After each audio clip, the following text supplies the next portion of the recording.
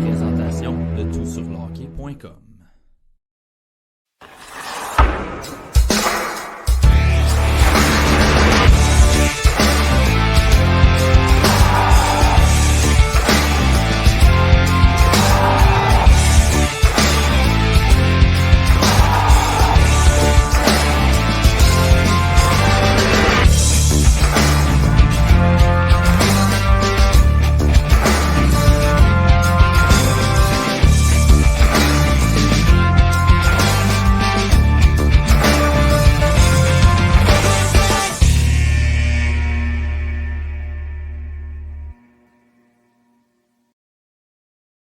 « 10 juin, au moment d'enregistrer cet épisode. Nous sommes en direct sur Patreon avec Pascal pour ce podcast qui met un point final à notre mock draft du TSLH podcast. On va faire les rangs 21 à 32 dans cet épisode. On va commencer avant avec des sujets de l'heure. Mais avant de commencer, j'ai eu une belle surprise, Pascal. Tu me tenais informé du décompte pendant mon voyage dans le sud.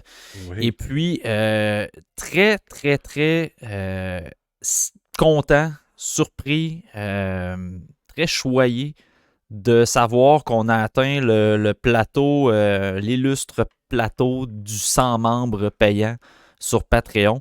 Je dis illustre parce que faut comprendre que quand on a commencé ce projet-là, quand on en parlait, moi et Pascal, l'objectif, c'était d'avoir, si on avait 25 membres payants, honnêtement, on était déjà comblés.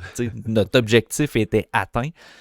Fait que d'atteindre le 100, honnêtement, ça a été une surprise c'est très touchant de voir que le monde embarque et qui apprécie le contenu.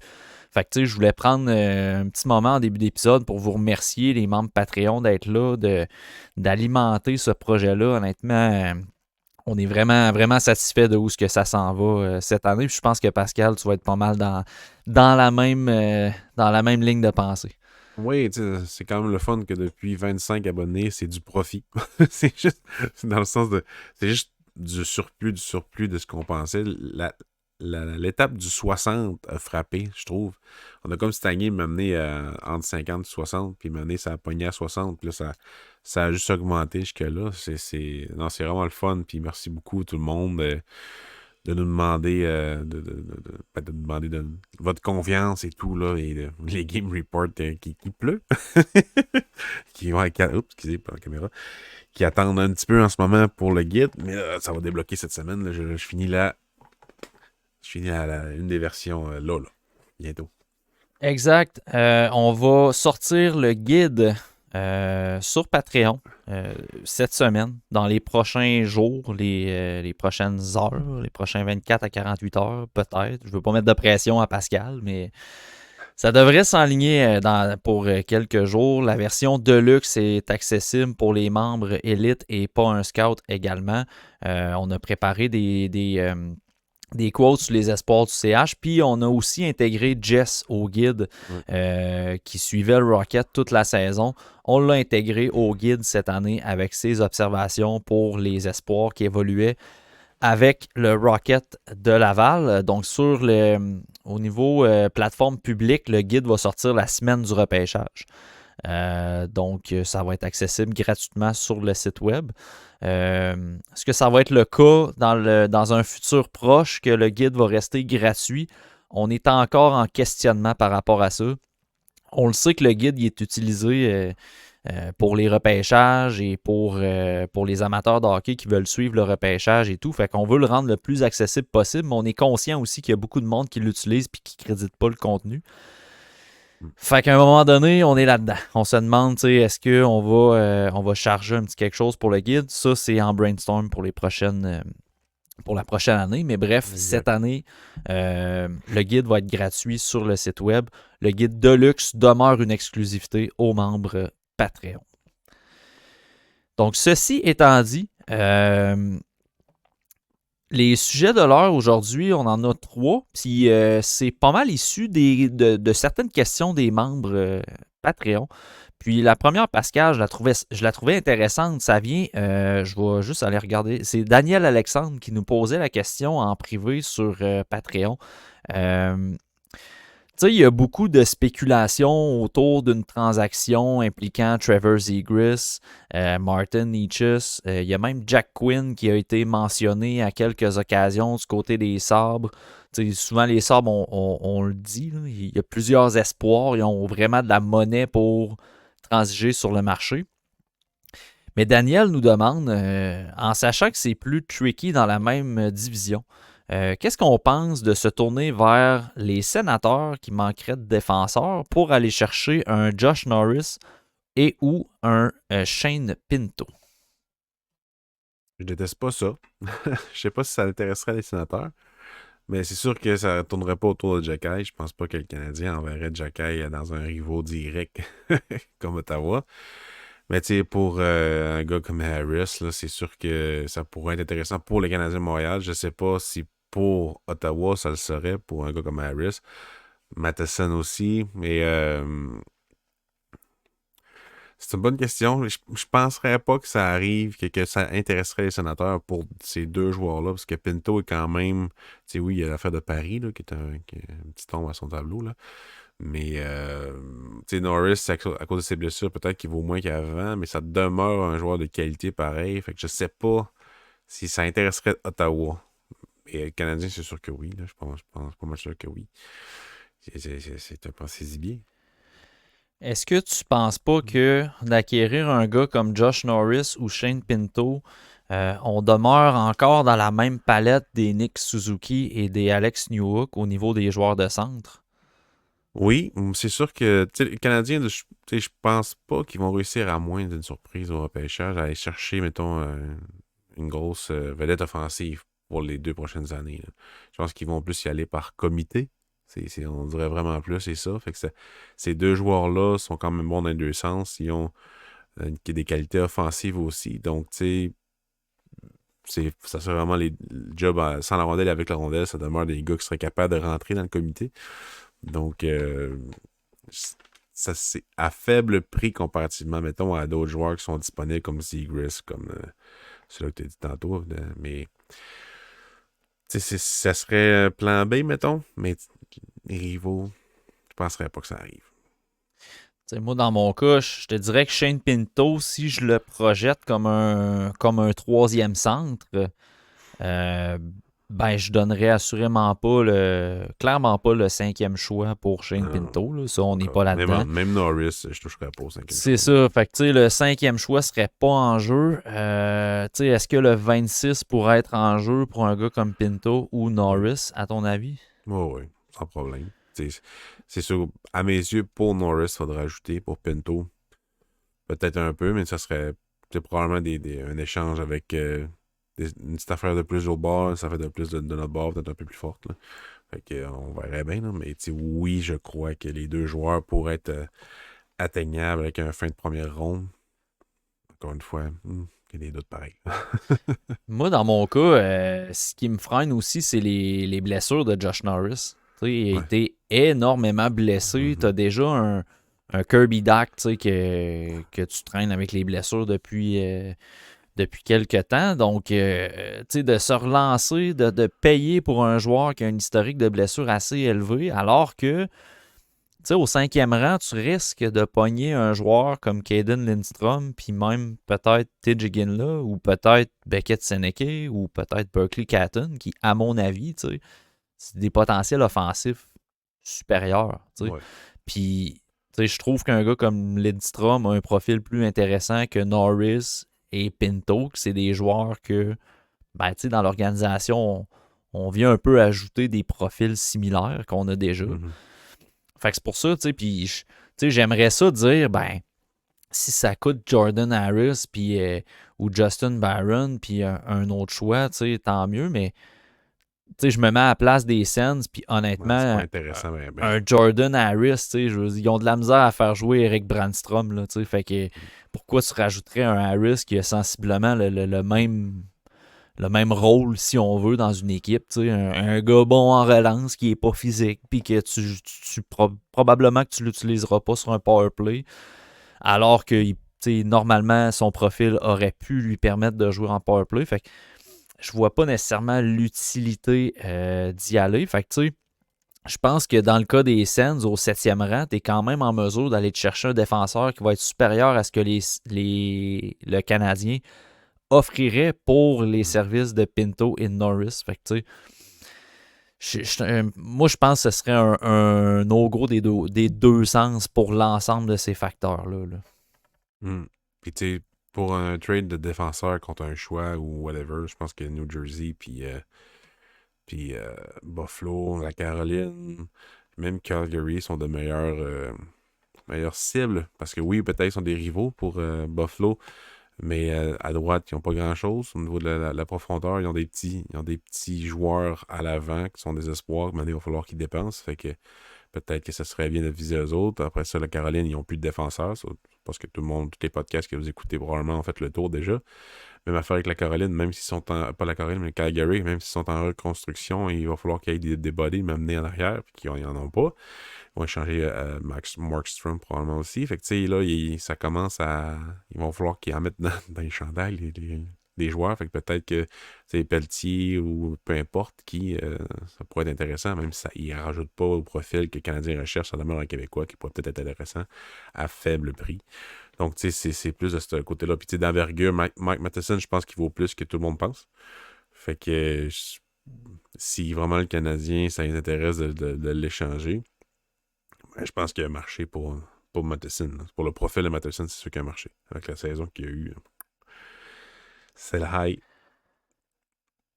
Si on continue dans le sens, du côté des Sens, là, on a nommé Norris, Pinto. En matière de valeur, là, à ton avis, est-ce qu'un gars comme Dawson Mercer coûterait plus cher que ces deux gars-là, selon toi?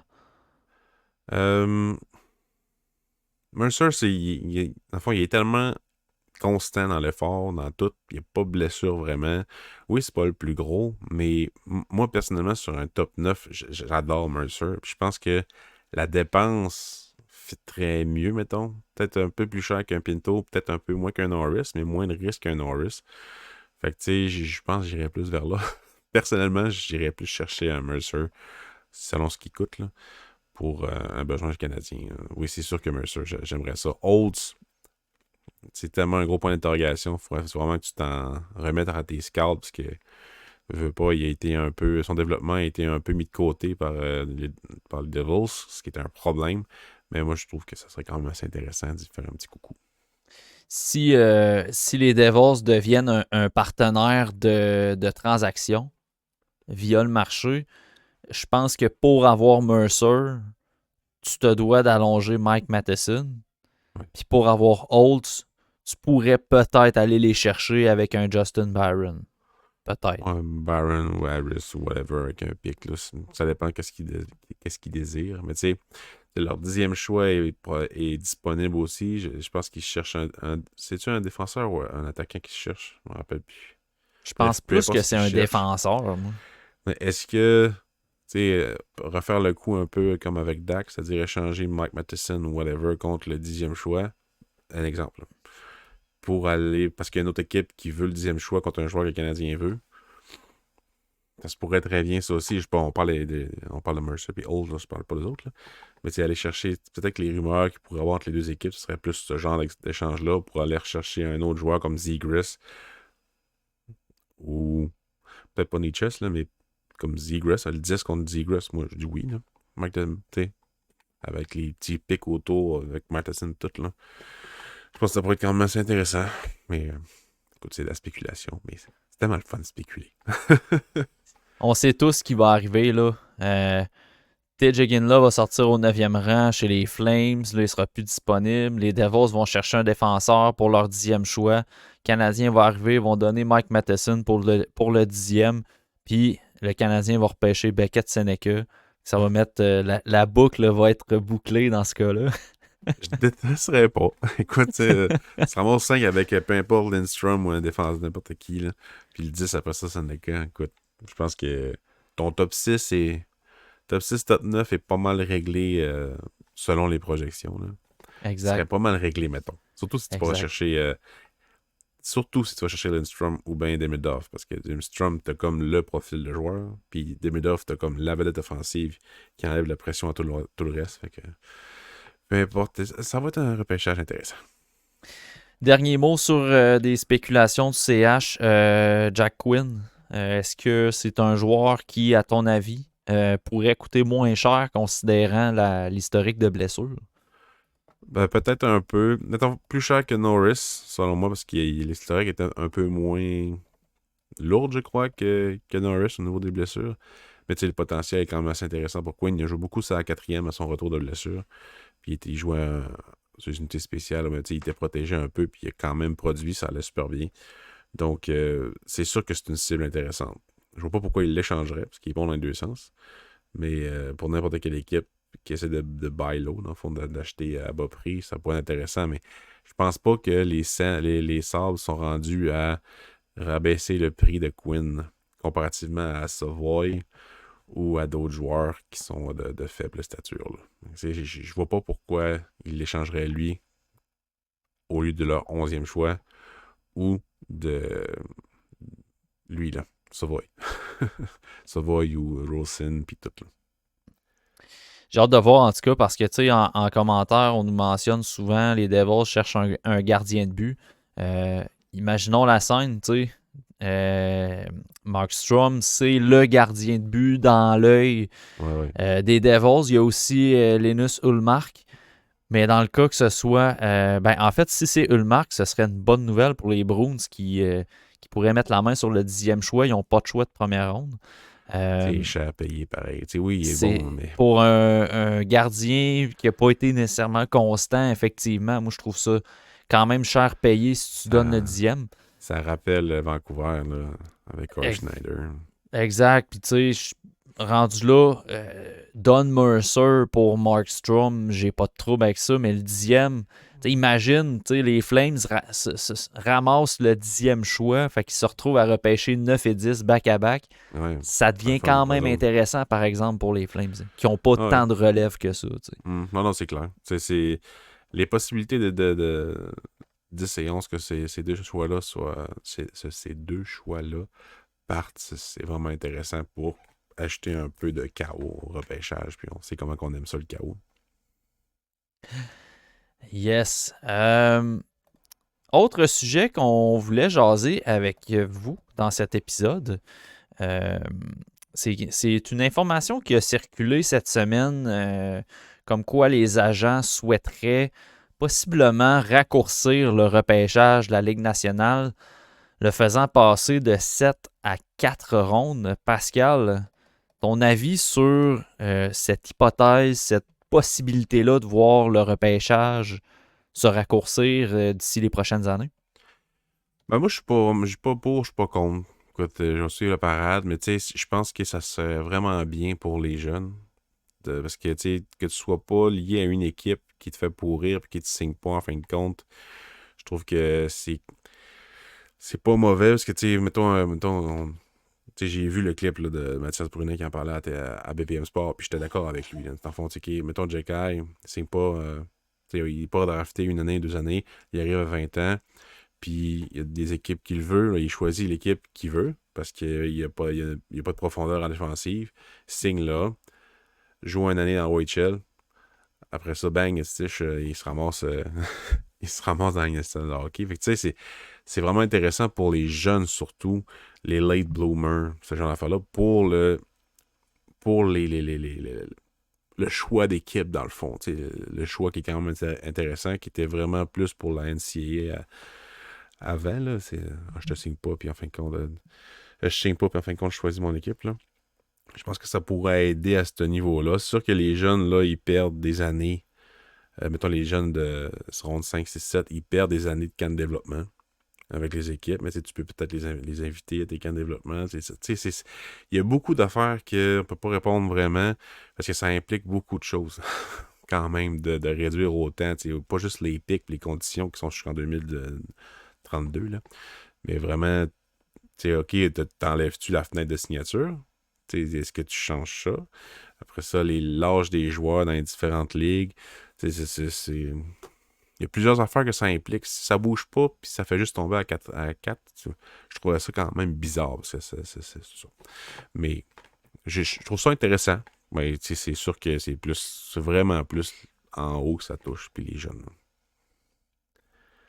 Moi, c'est clair que je comprends le point de vue des joueurs. T'es repêché en 6e ronde, puis l'équipe veut pas nécessairement. Entrevoit pas nécessairement d'avenir pour toi, mais t'es là, t'es dans l'organisation, ils t'invitent à leur camp, puis t'es un peu rétentionné par ça.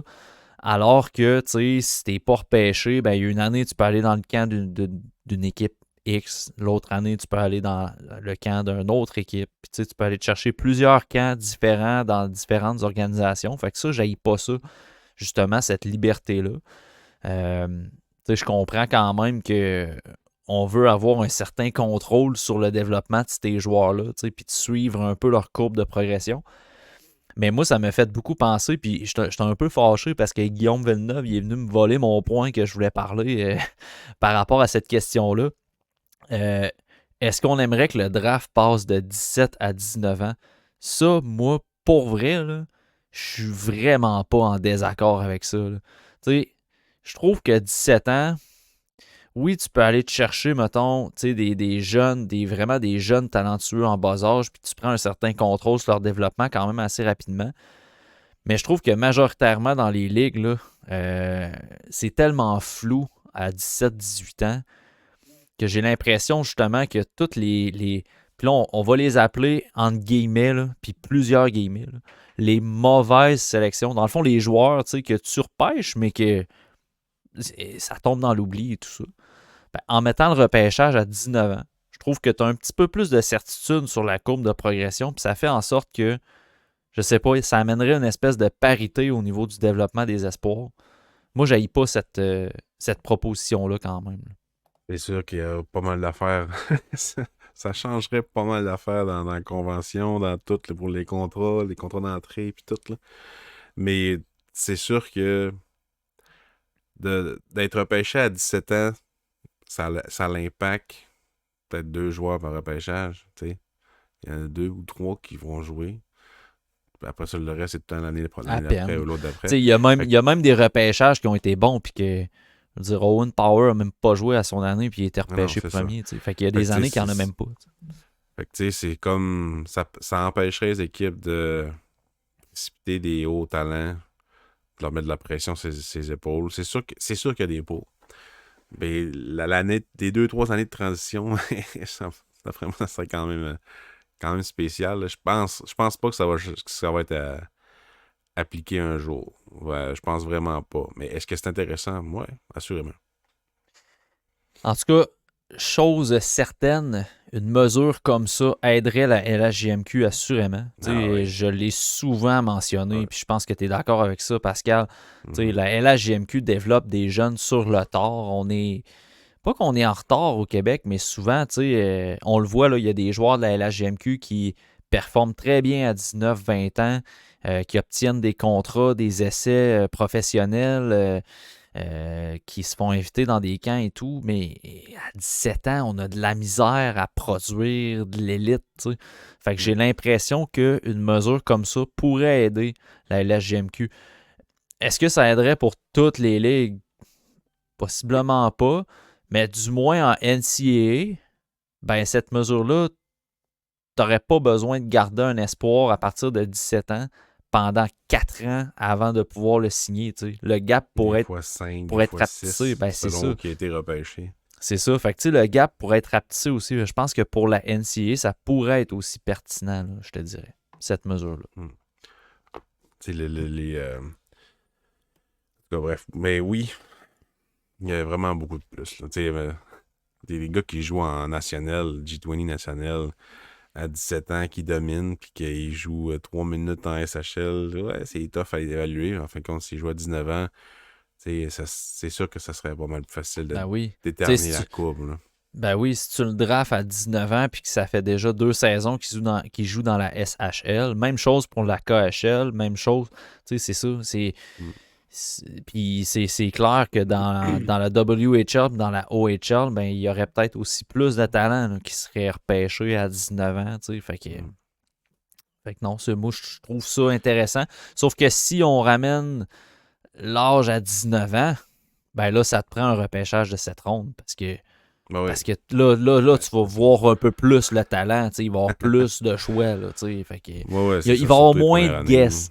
Il va en rester des guess. Parce que le repêchage, ça reste ça. Là. Ça reste quand même beaucoup de guess puis de projections, mais je trouve que ça ferait une plus grosse. Le potentiel serait plus clair, mais il faut que tu sois à 7 rondes pour ça. Là. Ça c'est si on voit avec les Canadiens, même avec les Canadiens de Montréal, ils repêchent de plus en plus d'overagers. Pourquoi? Parce qu'il y a moins de données, moins de variables. T'as pas mal plus d'informations. Fait que tu sais, il y a ça comme possibilité, mais c'est sûr que là, bref. Mais l'équipe du Québec fait ça. Il repêche beaucoup d'overagers à cause de ça. C'est ça. À tort ou à raison. Dernier petit point, la saga Cap Friendly. Ça l'a attiré l'attention quand même. Tu sais, une nouvelle qui peut passer un peu de façon banale, mais c'est toute une ressource que les amateurs de hockey perdent avec la fermeture prochaine de Cap Friendly. J'imagine que tu es comme moi, Pascal, puis c'est le genre de site que tu allais voir quand même assez régulièrement pour les textes et tout. Oui, j'allais voir quand même souvent, mais plus pour les pics, pour les... quand est-ce qu'ils vont être UFA puis tout, mais de toute façon, il y a Puckpedia, fait que Puckpedia est une très bonne ressource aussi. Avant Cap Friendly, moi j'allais sur Initial Numbers, mais écoute, c'était bourré de virus. À chaque fois que j'allais là, ça faisait oui, oui, oui dans mon ordi. J'ai arrêté d'aller là. Mais oui, j'étais comme étonné au début, j'étais comme bon, ben, tu sais, c'est comme, ben, il s'approprie la ressource, puis c'est correct. Quand j'ai lu qu'il allait juste le fermer, j'étais comme, what? Juste pour le fermer? Là, j'ai lu ton texte qui expliquait un peu plus profondément, c'était quoi le but de tout ça. C'est comme, ben, tu sais, il enlève la ressource aux équipes qui l'utilisent strictement, puis qui font pas le job. Fait que, ok, ouais, ok. Exact. C'est sûrement qu'ils vont engager 2 gars qui ont ça aussi, là. Les Ouais. Capitals, là, pour vraiment bien faire, bien gérer leurs chiffres, là. Fait que c'est tout qu'un move.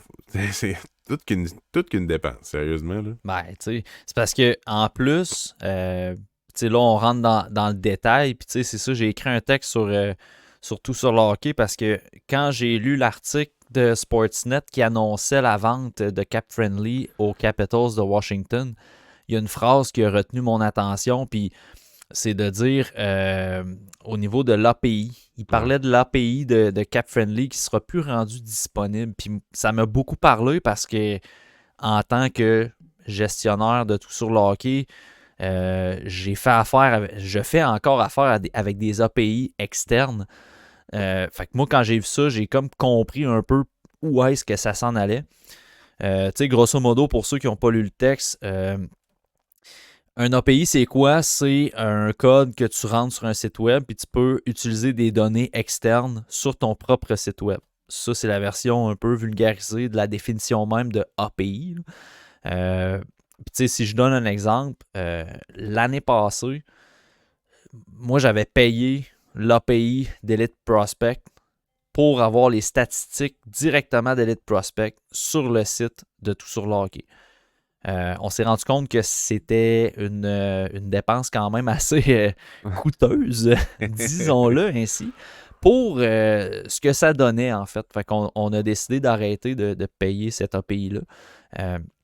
On avait un petit partenariat avec Elite Prospect, mais c'était juste plus. C'était pas rentable avec les revenus qui rentraient. Bref. C'est un peu comme ça fonctionne l'API. Puis, tu sais, présentement, la section agent libre sur le site de Tout sur le hockey et la section masse salariale NHL sont fournis par un API de Puckpedia. Donc, on a les masses salariales qui sont en temps réel sur le site de Tout sur le hockey, mais ça provient des données de Puckpedia. C'est ça. Donc, on a aussi des scores. C'est pas Flash Score qu'on a aussi. Ouais, là, ça, c'est un lien qui mène vers un autre site. C'est un petit API, peu différent. Là.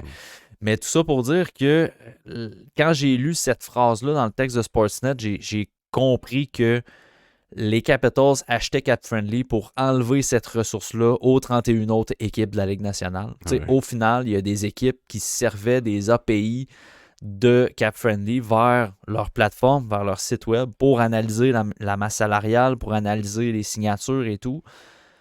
Donc, en payant l'exclusivité de cette API-là, ça fait en sorte que les équipes de la Ligue nationale ne peuvent plus s'en servir, mais ça fait en sorte que c'est une exclusivité Capitals de Washington. Donc, les amateurs de hockey ne peuvent plus s'en servir non plus. Fait que c'est pour ça que le site va fermer le 5 juillet. C'est quand même ballsy. C'est quand même. Puis, tu sais, on va se le dire, là, Cap-Friendly doit générer à peu près plusieurs dizaines de millions de visites par semaine. Ça doit être énorme. Le trafic sur Cap-Friendly, ça doit être énorme. Juste en termes de l'été, puis au trade deadline, là, ça doit être genre dégueulasse. Même en septembre, ça doit être quelque chose en termes de trafic. Puis c'est ça. Fait que les grosses journées, nous autres, les grosses journées, on le voit sur le site que c'est plus gros. Fait qu'imaginez un site comme Cap-Friendly, que c'est une référence dans la matière. Que tout le monde cite, que tout le monde utilise. Exact. Fait que tu sais, c'est ça. Mais ça a un prix. T'sais, les Capitals n'utiliseront pas ce trafic-là. Ils vont le fermer, le site. Mais ça a un prix très, très cher, le nombre de visites mensuelles. Puis la récurrence du monde qui viennent, ça crée une rareté de ton outil, de tes données. Fait que ça se paye, cette rareté-là. Fait que, tu sais, dans mon texte, j'expliquais, tu sais, puis c'est rien pour enlever à la poche bleue, mais si la poche bleue a été vendue au-delà de 8 millions, et Cap-Friendly, ça va en haut de 10 millions, là. Ça, là, je mettrais ma main au feu, puis si je me trompe, je me brûlerai, là, mais honnêtement, là, je suis pas mal sûr que c'est Fait que c'est une transaction énorme, puis c'est ballsy, comme tu le dis, là, parce que les Capitals se sont dit, nous autres, on déplie le chéquier, puis on enlève cette ressource-là à toute la Ligue nationale. C'est ça. T'sais, à l'époque, Cap Geek avait vendu leur plateforme, les ancêtres de Cap Friendly avaient vendu leur plateforme. Puis je me souviens pas à qui ils l'ont vendu, mais je pense vraiment pas que ce soit une organisation de la Ligue nationale. Mais on a appris quelques temps après que le propriétaire est décédé d'un cancer. Fait que on peut quand même associer la raison de la vente par rapport à ça. T'sais, est-ce que c'est un move personnel des propriétaires de Cap Friendly puis que finalement, il n'y a absolument rien à voir avec le reste de la Ligue? Ça se peut très bien, mais la manière que c'était présenté au niveau de l'API, pourquoi maintenant l'API ne sera plus disponible pour toutes les autres équipes, on peut déduire qu'il y a des équipes qui s'en servaient, puis les Capitals ont dit, engagez-vous des comptables, nous autres, on vient de vous couper l'herbe sous le pied avec ça. Après moi, les Carolines sont vraiment cheap de base, ça devait être eux autres qui l'utilisaient le plus, probablement. Fait que, bref, on attend les offres. Peut-être que tout sur le hockey va se faire acheter. Buffalo, qui n'ont pas beaucoup de scouts. Buffalo, écoute, on est là. Faire ça sur le side quand je travaille, écoute. Ah oui. Le guide est juste pour une organisation. On ferme le site. Correct. Good. Les sujets de l'heure sont maintenant derrière nous. On va parler du sujet principal, le mock draft du TSLH Podcast. On a les rangs 21 à 32 à terminer. Ceux qui nous regardent sur YouTube, vous avez présentement l'étendue du board, ce qui est sorti des rangs 1 à 20. On a l'ordre également qui a été remanié. Là. On voit 31-32, on comprendra que ce sont les choix des Panthers et des Oilers qui ne leur appartiennent plus. Donc, ça se peut que les deux, dépendamment le gagnant de la Coupe Stanley, ça se peut que les deux choix soient inversés, mais on comprendra que pour l'exercice, on y va avec le 31e Ducks, 32 Flyers. Je répéterai pas les choix en tant que tels, mais au niveau des 5 dernières sélections, on a eu Andrew Bashaw au 16e avec les Blues. On a eu Trevor Conley avec les Capitals au 17e. On a eu Igor Chernyshov avec les Islanders au 18. On a eu Sacha Boisvert au 19 avec les Golden Knights. Et on a eu un flop monumental de ma part quand on est allé hors d'onde. Je suivais ma liste, puis j'avais pas les latéralités sur la liste que je suivais. Fait que j'ai pris Henry Muse comme défenseur droitier, mais j'ai tellement regretté de ne pas avoir pris Dominic Badinka qui était plus haut dans ma liste. Mais bref. Aux dernières nouvelles, les Blackhawks m'ont congédié pour cette sélection-là. Fait que je vais me reprendre avec les Prédateurs qui m'ont engagé pour le 22e rang. Exact. De toute façon, les Hawks sont rendus au 18e. Ça a été fait après. Là. Ouais, c'est vrai, on a fait l'exercice on a fait l'exercice avant le trade, que d'ailleurs, on a parlé que les Islanders et les Blackhawks pourraient possiblement échanger leur choix. Fait que vous l'aurez entendu en premier sur le podcast. Exact. 21e rang, Pascal, c'est toi qui lance le bal pour cet épisode-là. Les Kings de Los Angeles. Les Kings ont des trous un peu partout. T'sais, avant, ils étaient vraiment vus comme une des banques d'espoir les plus profondes, les plus talentueuses. Mais là, ces joueurs-là ont gradué. Ils ont aussi utilisé beaucoup de joueurs pour échanger. Fait que tout est un peu à regarnir. J'ai hésité un peu, là, dans les 5 dernières secondes. Mais j'y vais avec Liam Greentree, qui est pas mal un sure shot, dans le fond, pour la Ligue nationale de hockey. C'est pas nécessairement l'espoir que... Ouais, t'es mieux de mettre le prénom avec un petit point. C'est pas un espoir que... C'est pas nécessairement lui que j'apprécie le plus, pour ceux qui veulent une description détaillée, puis vous allez voir ma liste, là. Mais tu sais, il est vraiment dangereux en offensive, puis il a une très bonne force d'anticipation pour soit... se mettre en position pour justement bloquer une passe ou juste pour se mettre en option pour ses coéquipiers. Donc, tu sais, j'aime bien son efficacité puis le fait qu'il soit vraiment menaçant en offensive.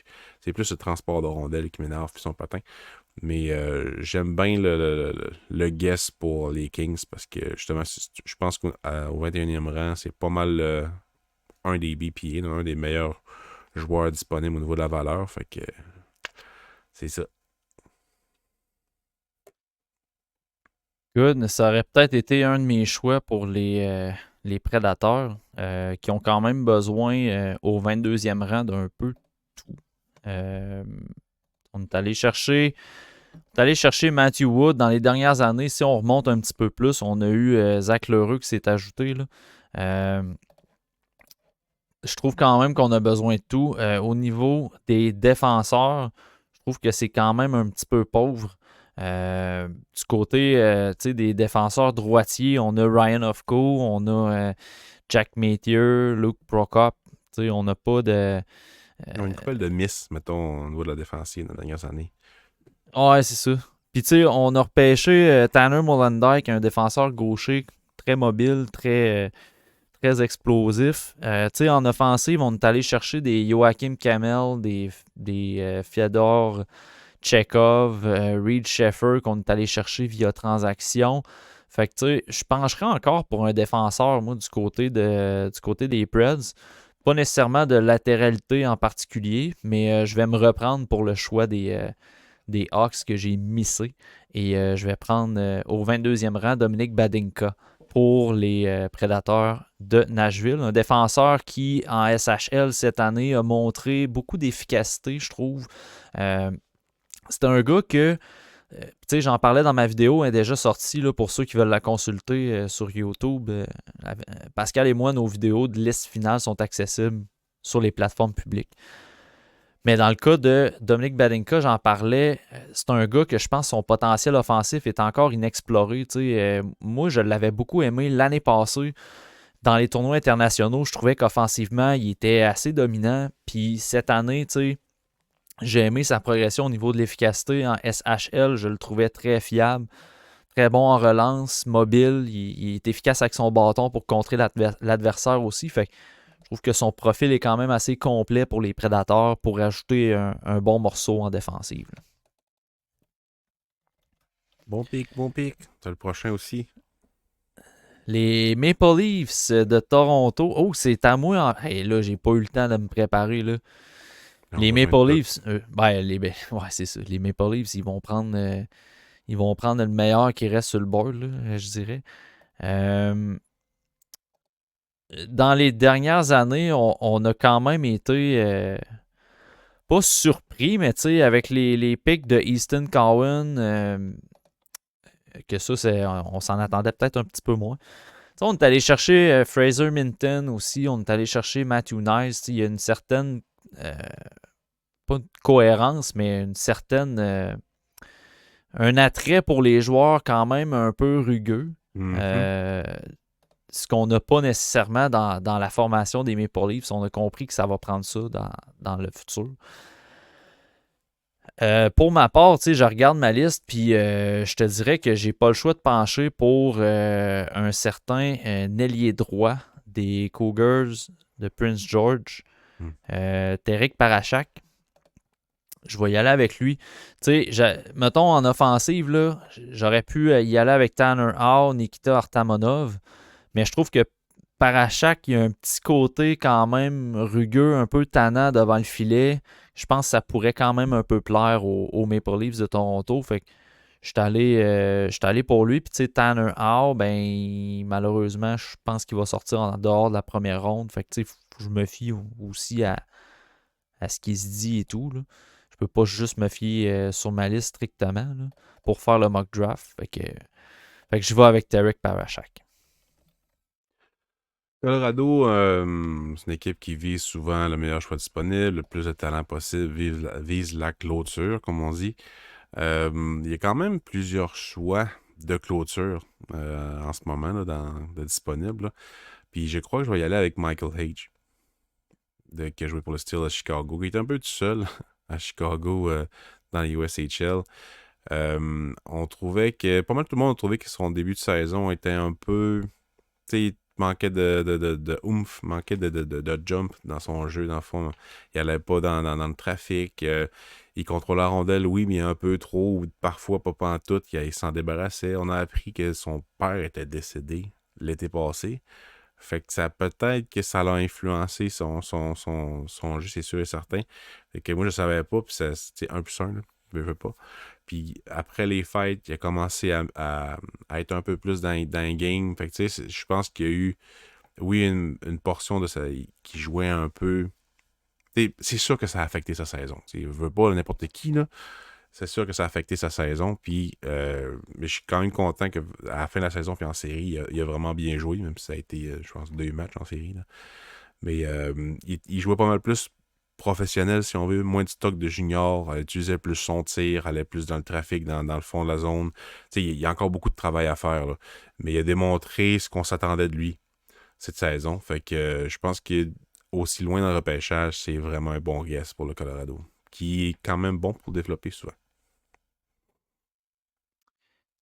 Bon choix. Moi, ça aurait pas été. Mais Michael Hage, moi, je l'ai loin dans ma liste. Là. Fait que, tu sais, c'est sûr que ça aurait pas été le premier que j'aurais penché, mais je peux comprendre l'idée derrière la sélection. Attention à ce que tu fais.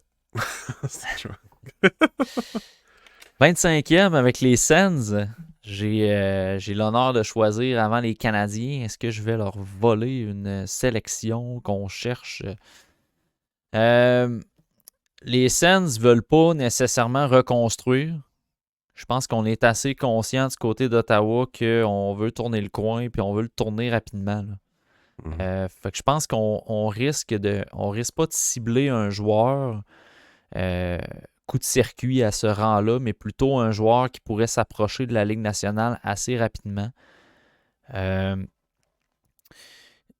rappelle qu'au 7e rang, Pascal a pris Sam Dickinson pour les Sénateurs. Donc, on est allé chercher un défenseur du côté des Sens. Si c'était pas le cas, j'aurais penché pour peut-être un Adam Jiricek, mais Jiricek, je le trouve pas nécessairement prêt pour le pro. Mais là, avec la sélection de Dickinson, je vais y aller pour un attaquant. Puis l'attaquant dans ma liste que je pense qui est le plus proche de la Ligue nationale, je suis rendu à Nikita Artamonov. Fait que ça va être Nikita Artamonov pour les Sénateurs au 25e rang. Un attaquant assez couteau suisse, si on veut. Il peut faire beaucoup de choses sur la patinoire, au niveau défensif, au niveau de la récupération de rondelles. Puis on a vu un certain potentiel offensif en fin de saison quand il a terminé la saison en MHL. Son rôle dans la KHL n'était pas nécessairement de remplir le filet, mais il y avait quelques flashs offensifs tout de même. Tu voyais qu'il était très à l'aise dans le calibre de la KHL. Fait que, tu sais, pour moi, en regardant ma liste, si j'exclus les joueurs, tu sais, parce que j'ai des joueurs encore disponibles en haut là, dans ma liste. Là. Mhm. Mais tu sais, si je suis recruteur, puis qu'on me dit la commande en haut, c'est trouve-moi le joueur qui, à ton avis, est le plus proche de la Ligue nationale pour le 25e rang. J'ai pas le choix d'y aller avec Nikita Artamonov. Parfait. 26e choix des C'est là, Canadiens de Montréal. c'est là qu'on jase. Ouais, mais je prendrais pas le choix que tout le monde pense que je vais prendre. Évidemment, si je regarde ma liste et juste mes préférences personnelles, ce serait Yegor Solin. Mais Canadiens de Montréal, les Russes, le fait qu'en MHL, il manque un peu d'imputabilité dans le fond. T'sais, il fait un peu ce qu'il veut, puis on dirait qu'il faut qu'il rende de compte à personne. Donc ce genre de truc-là, je suis pas sûr que ça intéresse les Canadiens. Donc je vais prendre... c'est pas une position qui est un besoin chez les Canadiens de Montréal, mais la saison de ce joueur-là, le profil qu'il a, c'est sûr que il est haut dans leur liste, c'est Stian Solberg, le défenseur gaucher norvégien, qui a joué toute la saison dans la meilleure ligue de Norvège, qui a été excellent. Il a été utilisé beaucoup là-bas. Il a démontré en défensive être quand même sa coche. Des petites crampes une fois de temps en temps, comme n'importe quel défenseur qui joue contre des adultes. Mais une bonne mobilité, très physique, il dérange, peut se battre même. Après le sifflet, il est du genre à être tannant un petit peu, on va dire.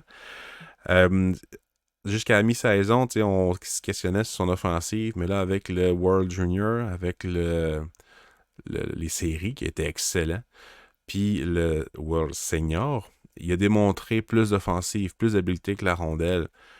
Puis ça a été vraiment intéressant à voir. Il grugeait énormément de minutes au World Senior. Puis je pense que c'est sûr que c'est le joueur qui a augmenté le plus dans les listes ou bien qui s'est donné le plus d'arguments dans les listes des recruteurs pros.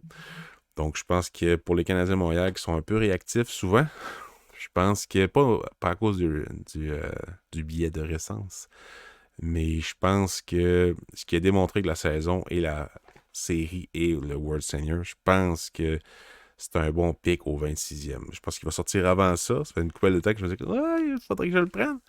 Mais là, écoute, il tourne dans les mains du Canadien, je suis bien content. Tu me surprends, Pascal. Tu me jettes à terre. Je pensais pas que tu allais lever le nez sur Yegor Sourin. Je Oui, pensais pas. je serais vraiment content, mais si ça arrive dans le live, je vais me ramasser en triste. Non, que ce soit Solberg ou Ben Surin pour les Canadiens de Montréal au 26, je serais excessivement content. Parce que c'est deux espoirs qui remplissent quand même un profil que les Canadiens recherchent. Surin, il a plus il a vraiment du talent. Je pense que ça pourrait être intéressant, mais Solberg, je crois, il y a moins de risques par rapport à son statut et tout. Je pense que le Canadien est un peu frileux. Caroline, Surin, Yegor Surin, il l'accueille à bras ouverts. C'est déjà ramassé un peu ce qui traîne au niveau de la Russie, comme un peu Buffalo l'année passée avec Benson. C'est vraiment le genre d'équipe qui, peu importe d'où qui arrive, ils choisissent le talent. Puis ça donne que Surin est, selon moi, le joueur le plus talentueux à ce poste-là. En plus, il a tout ce qu'il faut pour jouer dans la ligue et être bon en série. Fait que, écoute, ça serait tout qu'un pic pour eux autres. Il va probablement dropper plus que ça là, dans le repêchage, mais watch out. J'ai tellement réalisé, Pascal, que quand je regardais ma liste, je cochais les joueurs qui avaient été pris et j'avais coché Sourin Ah ouais? par inadvertance. Ouais, avoir été Maple Leaf, j'aurais bien aimé ça, avoir Sourin, mais bon. Je pensais que tu allais prendre Solberg avec les Maple Leafs. Ouais, C'est ça quand aurait même pu. un bon choix aussi. Ça aurait pu. Ça aurait pu. Mais non, très, très bien joué. 2 choix de suite assez rugueux. Oui. C'est bien.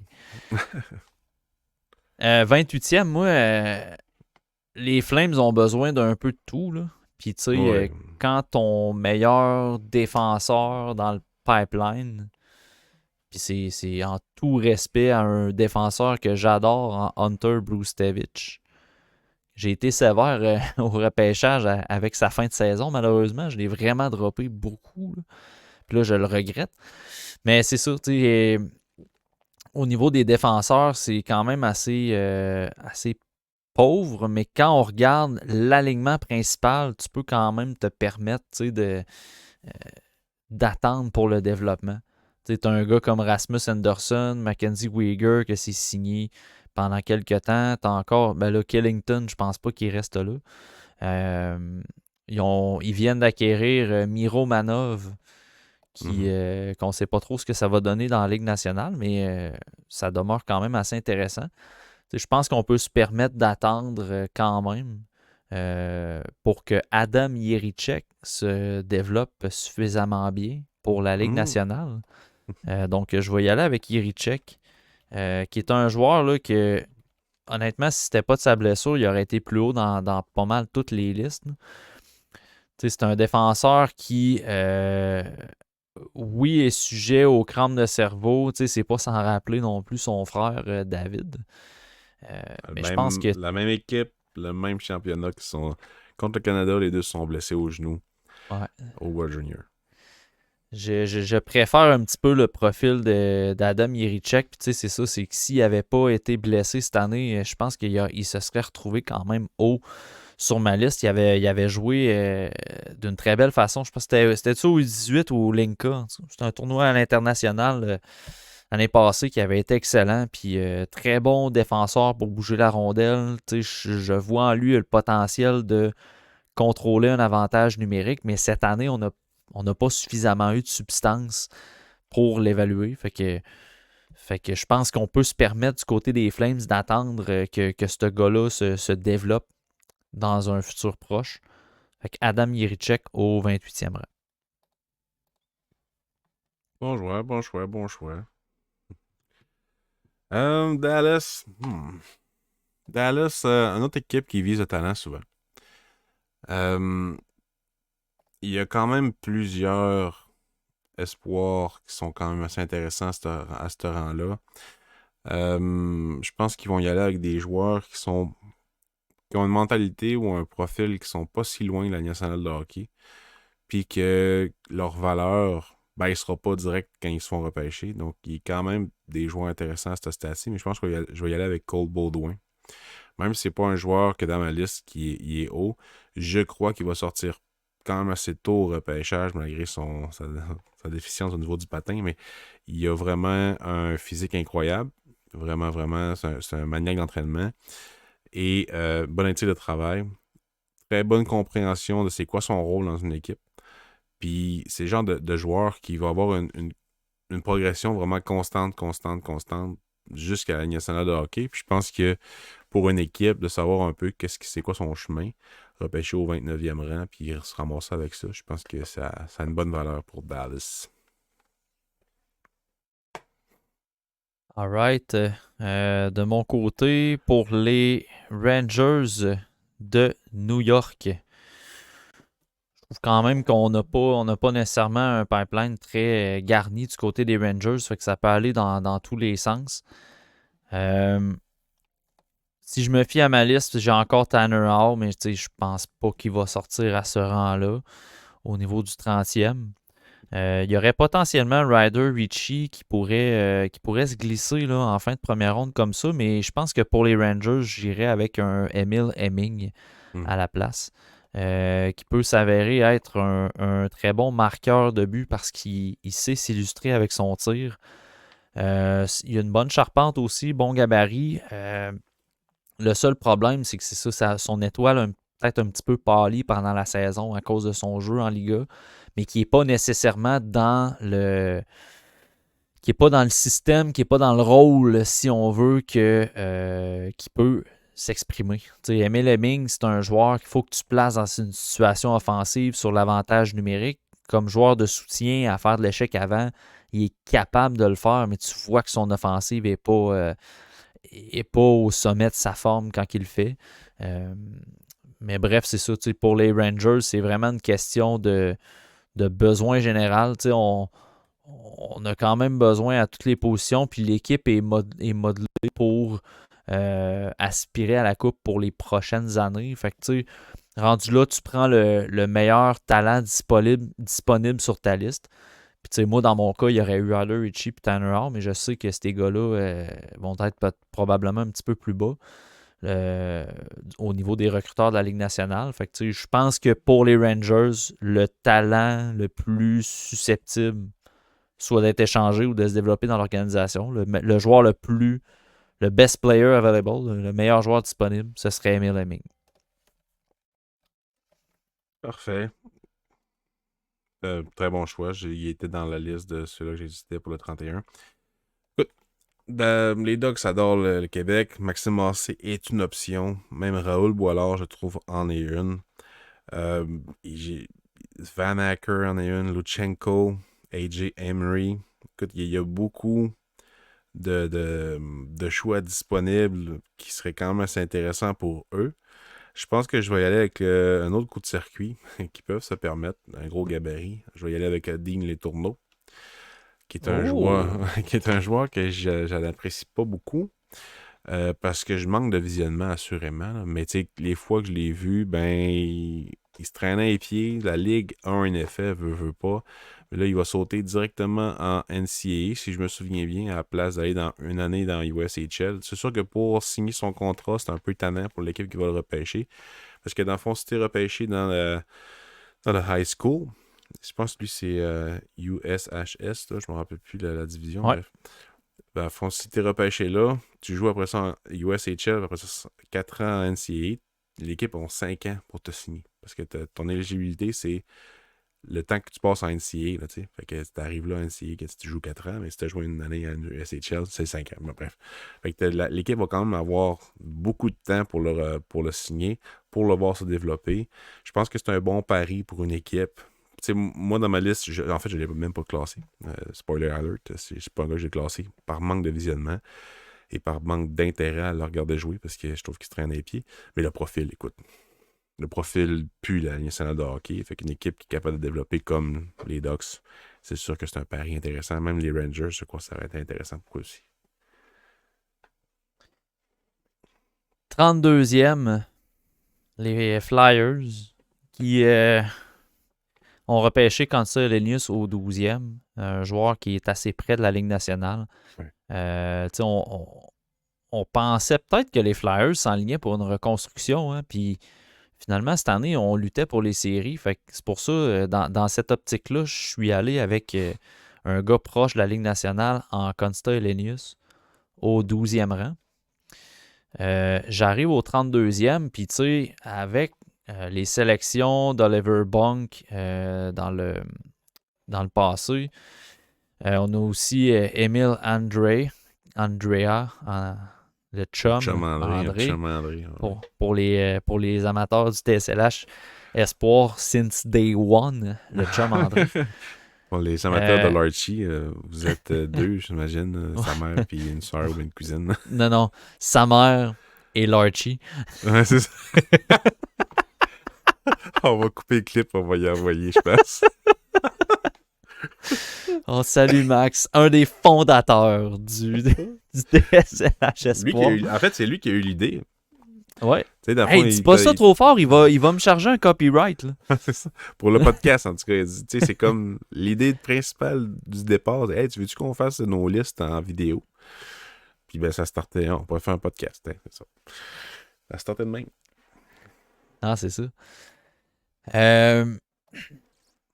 J'hésiterais encore avec Tanner Hall, mais tu sais, je vais y aller avec un défenseur, ce coup-là. C'est un McGrath. Ouais, il sortira pas en première ronde. C'est ça.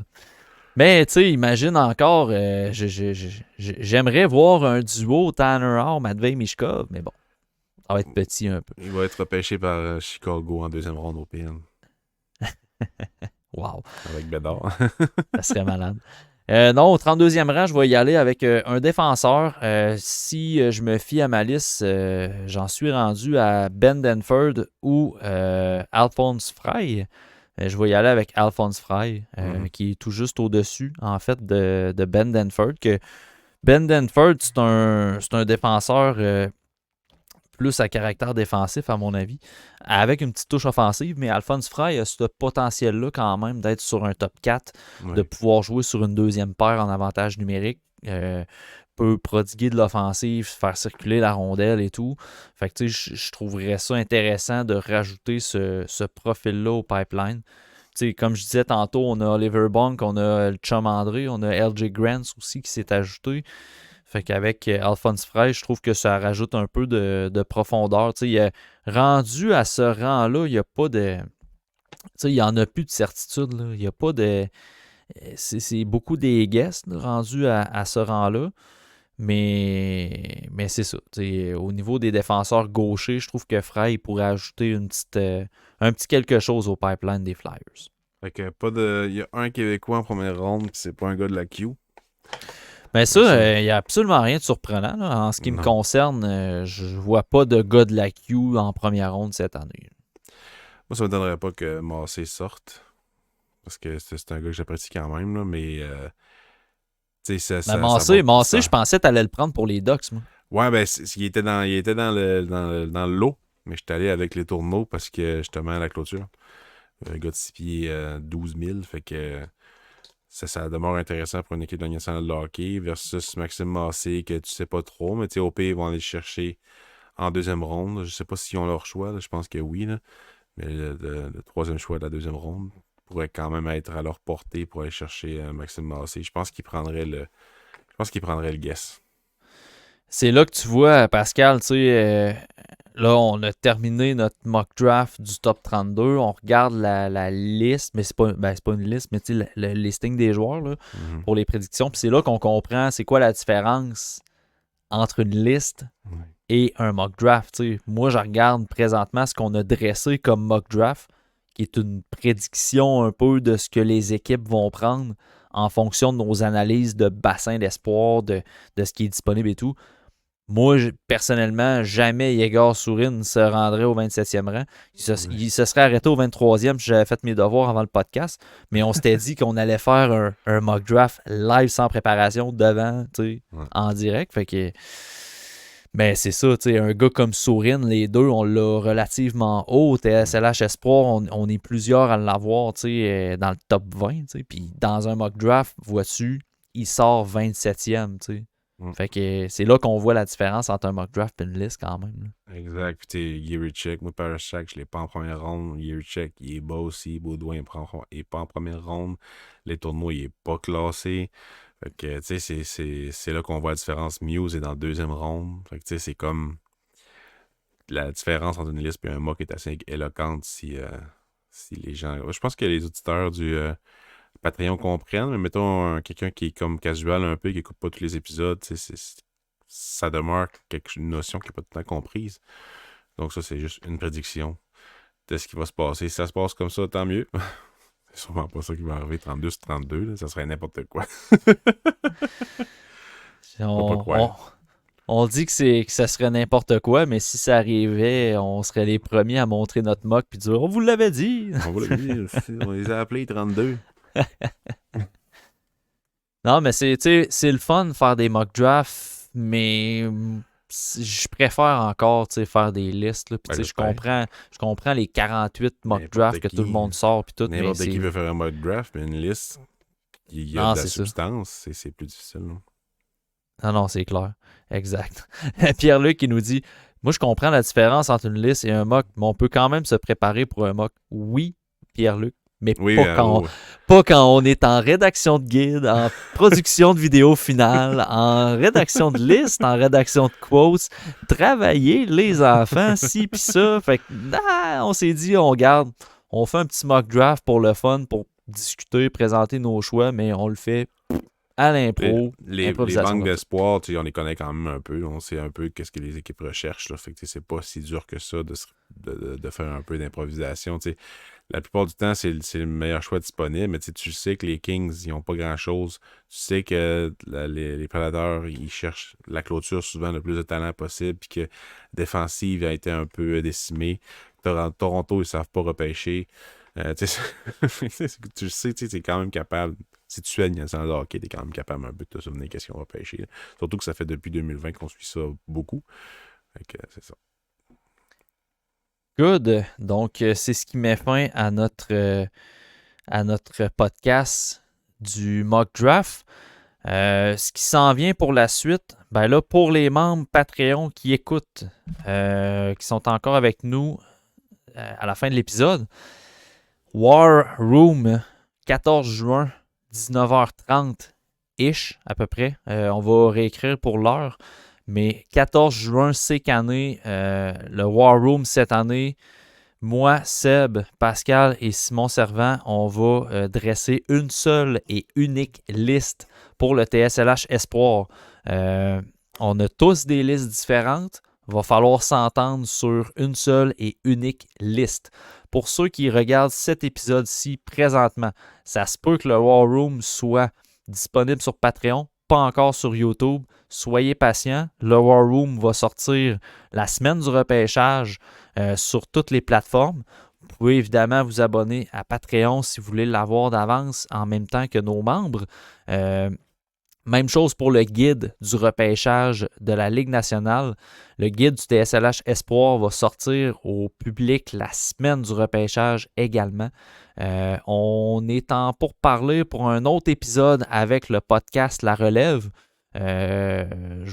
On essaie de trouver une date là, qui va fitter pour faire un épisode conjoint d'ici le repêchage. Et évidemment, on a notre épisode en direct sur toutes les plateformes. Ça va être en direct sur YouTube, sur Facebook, sur Twitter.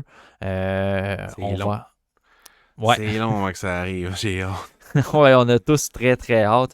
On a hâte à ce show-là. On va être Pascal, moi, Simon Servant et Simon Saint-Laurent pour l'épisode du draft en direct sur Facebook, YouTube et Twitter. On prévoit un bon show, on va avoir des interactions avec les gens. Fait que soyez des nôtres, on vous attend le 28 juin. Ça risque de commencer à 19h, mais ça reste à confirmer. On ne sait pas encore l'heure du repêchage, ça va être quand et tout. Donc, on vous attend en grand nombre. Donc, c'est un peu la programmation qui s'en vient pour le TSLH Espoir, mais pour les membres Patreon, on vous l'assure, le guide s'en vient très, très, très, très prochainement, au moment de l'enregistrement. Donc, merci à tous. Merci, Pascal, de t'être prêté au jeu du mock draft. Puis, à tous qui nous écoutent, on se revoit dans un prochain épisode.